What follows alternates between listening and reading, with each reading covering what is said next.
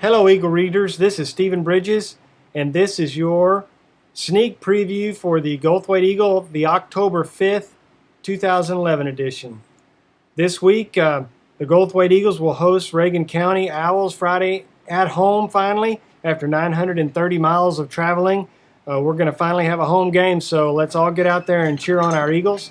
Also, in the 1990 Goldthwait Eagle team will be recognized, as will they be having the 1991 class reunion that weekend also.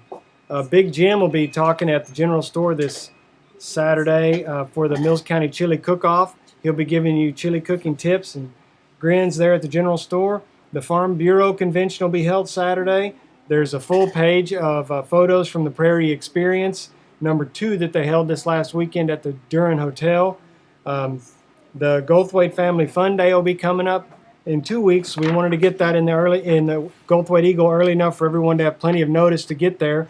It's going to have the Chili Cook-Off, the Artisan Guild Fall Show, the museum tours, and Legacy Plaza activities. You can read all about it in the Goldthwait Eagle this week. We have another bear photo this week, sent in by a lot of our readers, and we've got a big story from Mike Lee about the loss to Marion that the Goldthwait Eagles had this last week, which is still stinging. We're hoping to avenge that loss this week against Reagan County.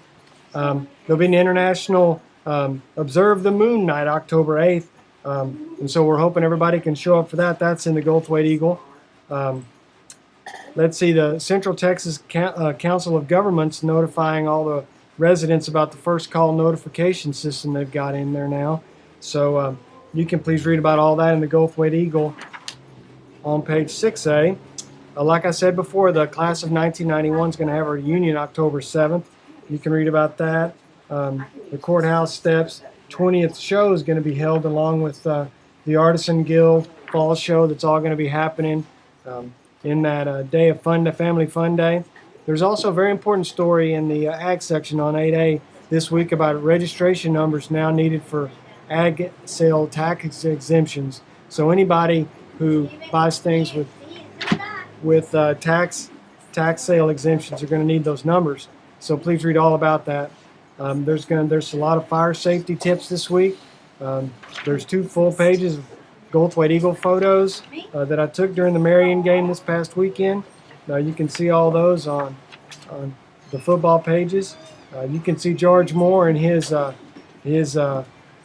1978 Pontiac Trans Am in the Eagle. He's one of our fellowship cruisers, and a great photo, a shiny, sparkly Trans Am in there, which is great to see.